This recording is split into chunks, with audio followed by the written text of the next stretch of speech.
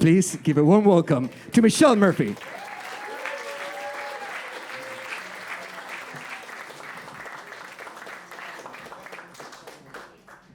Hi, storytelling people, you cute, culty community lovers. Okay, so if you're a mentally ill person, you always kind of wonder if you might go to the psych ward at some point in your life.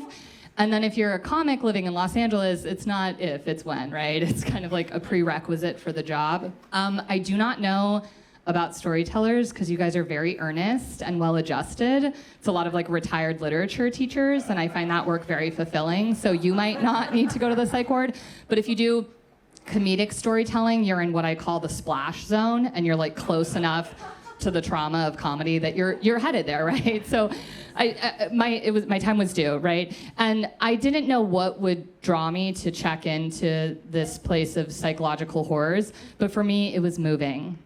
And to be clear, I absolutely needed to move. I lived with 6 adult strangers. One of them was a literal paparazzi. That was his job. I didn't know they existed anymore. And the other was a drug dealer whose license plate said no fatties. Okay, so I was in hell. It's like, bitch, move, and your life will get better. But I didn't feel that way at the time, okay? And I was moving into a lovely spot with lovely women, great neighborhood, etc. But right after I signed the lease, and it was the first lease I had signed in 12 years, and I have some like commitment issues, you know? Right after I signed the lease, a house that I had applied for earlier reached out to me, and they were like, we pick you, we want you to move in with us. And that house had a trampoline. Is this a story about me going to the psych ward because I wondered if I should have lived in a house with a trampoline? Yes, it is. Stay tuned. So I have a full-blown psychological meltdown. Is anyone else in here indecisive? Any 6 on the Enneagram? I need louder. Like, we need solidarity. Okay, I love you. Suffer together. All right, so normal people are like, oh, you have great options. Good for you. What you'll do is you'll decide and you'll go with one of them. And 6s are like, this is hell. This is actual torture. Like, I want all options all the time, always. I want to know where the exits are, okay? Like, I got to be able to get out of things. So this was a good thing happening, but I was freaking the fuck out. I did not eat or sleep for 3 days. I am puking up stomach bile. You would have thought that I was drafted into a war I did not consent to. You know, like, it was a really extreme reaction. And all my friends and family who were much wiser than me were like, you think that this is your intuition telling you that you need to live where a trampoline is, but really, it's just anxiety, and it's kind of a liar, and it's really intense right now for you. So here's what you should do. You should go to the ER, get some fluids, because you haven't had those in a while, get some Ativan, because that's sick, right? And then come home and take your anti-anxiety meds. And I was like, what anti-anxiety meds? And they were like, what, bitch? And I was like, I don't have any of those. Like, I don't have anxiety, I have depression. And they were like, you're wrong, and you're so dumb, and you definitely have anxiety. In fact, your depression probably comes in to be like, damn, you cannot handle this at all, let's dissociate. So I'm like, whoa, this is crazy. Like, I never know, you know? And I have panic attacks like 3 times a week, right? So I'm having a full-blown panic attack, and I'm like, all right, we're going to the ER, we need to send it, because I need access to a psychiatrist, right? So a friend takes me to the ER. The first person I see, also I work in mental health, good luck. And so I have like some awareness of what's happening, right? So the first nurse that I see, she holds my hand and she's like, I'm so glad you're here. We're really glad you took care of yourself by checking in. And I'm like, oh my God, I'm crying. I feel so held, you know? I'm like, this is beautiful. The next guy I see, he's about to draw my blood, and I'm like, just so you know, I'm terrified. And every time I get my blood drawn, I faint, and I haven't eaten in 3 days, so I'll probably faint. And he was like, honey, I've been doing this for 15 years, and let me tell you, I'm scared every time I do it. I was like, bro, okay, so that was step number 2, a little choppier, right? Okay. And then my friend comes in, I get the blood drawn, and then step number 3, they take me into the ER past people who have had a lot of graphic accidents, things happening, and I go into a room, and they're like, take off all your clothes and anything sharp and pointy, and I'm like, okay, and so I get in the gown, and I look around the room, and it is decorated and designed by a vista of Disney's 101 Dalmatians, and I was like, As without, so within. Like, this does feel like it matches my chaos. We are unhinged today in the hospital. And so this woman comes in, they do an evaluation, and they're like, sorry, the psychiatrist has left for the day, because it's late now, things take time in the States. And I'm like, all right, I don't know what to do about that. And they're like, well, if you want to see a psychiatrist, you can see one first thing tomorrow if you check into the inpatient program. And I was like, okay, yes, got it. And she was like, so you just have to say these things to me, and then insurance will help cover it. Otherwise, it's tens of thousands of dollars. And I was like, yes, I will say the things you tell me to say. So this is a helpful, clear interaction, right? I'm like, I guess I know what's going to happen to me next. Absolutely not. So they give me a piece of paper to write down all the numbers because they take away my cell phone.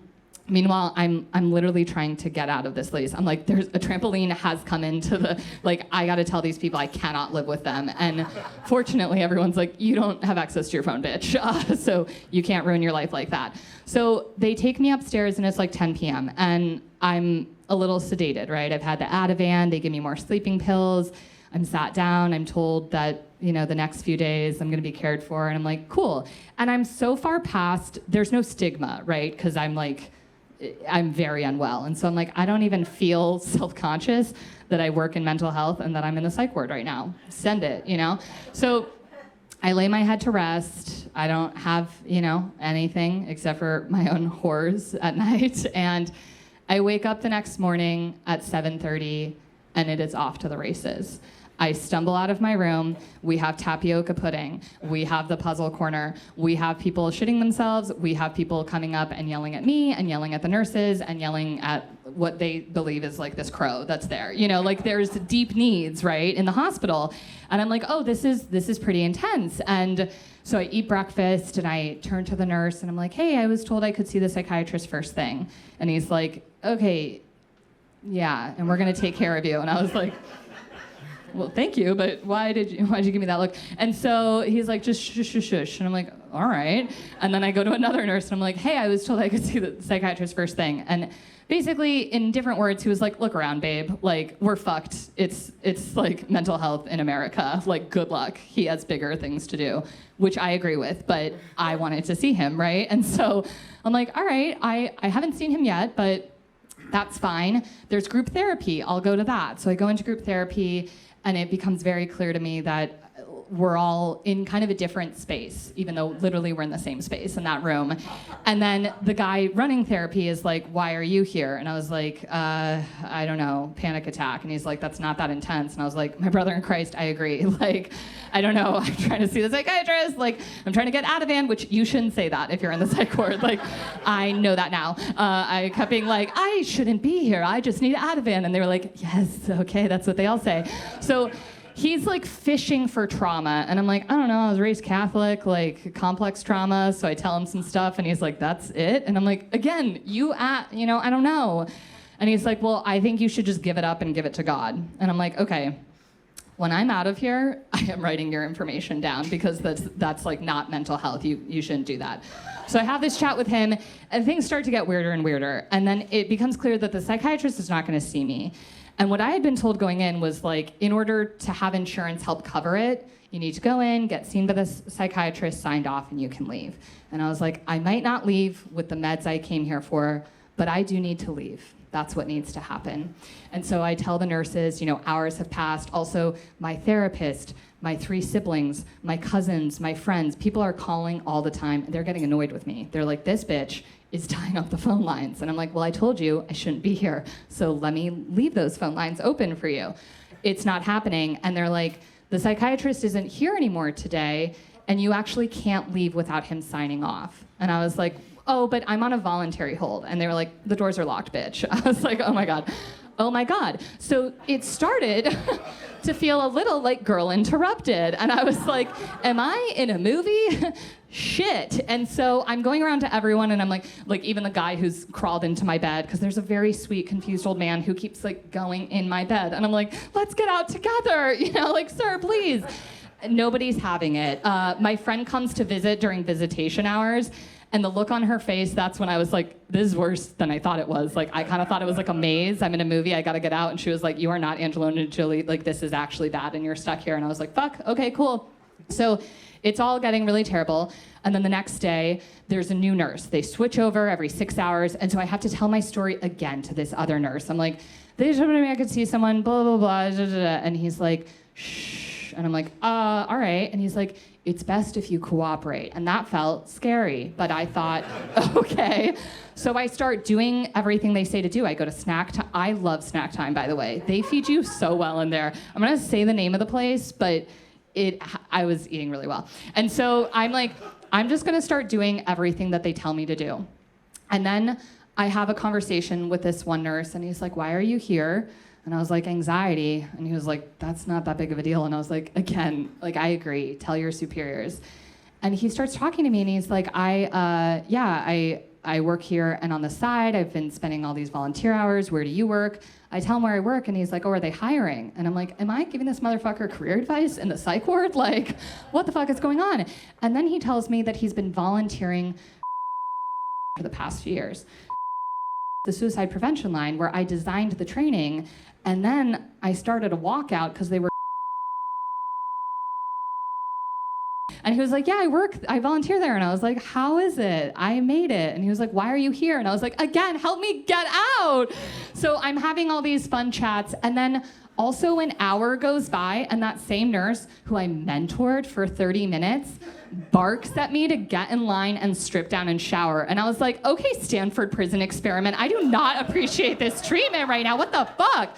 So I go to sleep for the second night. Again, the phone is off the hook. And every time I talk to somebody, I'm like, I have to live where there's a trampoline. And they're like, maybe she should be in there, actually. Like, I think you deserve more time. So I wake up the next day, and I'm like, okay, I am gonna fully surrender to this. Like, I am in the psych ward, let's fucking go.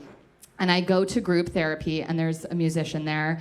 And there are a bunch of women there who have been like kind of mute the whole time, or have had deep psychosis and schizophrenia. And so she's going through the things, and I know they're watching me. They take notes as to who cooperates and who doesn't, and I'm like, I have to cooperate. And so then the musician is like, okay, what's the next song? And this one woman who just has like a clown's face of makeup on is like, Twilight. And the musician's like, okay. And so she starts strumming the guitar, and everyone's like swaying and clapping, and they're like, I would die 1,000 years waiting for, and I'm like, I would die 1,000. And so I'm just like vibing to the Twilight soundtrack because I have to show that I'm cooperative, right? And something takes over me as I hear the sounds of Twilight coursing through my veins. And I look around and I'm like, I'm no different from anyone in this room. Like, no, I didn't do PCP like that one woman and crash the car into a building and punch a cop, right? But like, and no, I'm not like seeing the crow like that one guy. But at the same time, like, we are all one. Like, we are all connected, and I'm in it. And I'm like, I am Miss Psych Ward Girly. I fucking get it. Like, play that soundtrack of Twilight. So I cooperate, they take note, they get a social worker to come talk to me. I swear I'm wrapping up. And the social worker sits down with me, and he's like, what's your deal? I'm like, I'm anxious. And then it comes up that I'm a comedian, and he's like, have you heard of Dane Cook? And I'm like, oh God, I wanna fucking kill myself in the psych ward. And so we have a chat, and he's like, I don't know, like, you have issues clearly, but like, your needs are not that high, you need to get out. And I'm like, cool, send it, let's go.